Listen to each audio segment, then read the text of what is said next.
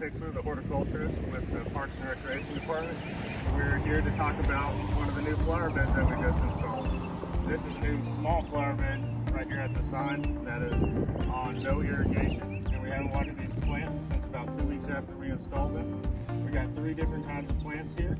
We got the Mexican sage in the back, also known as Salvia leucantha. It's a great plant for attracting hummingbirds and butterflies. And then in the middle here is the feature plant. We got a blue agave, or Agave americana. It's a medium-sized agave, growing about 5 feet tall, about 5 feet wide. A new Gold Lantana. New Gold Lantana is a short ground cover plant, but it has lots of flowers that are great for different types of butterflies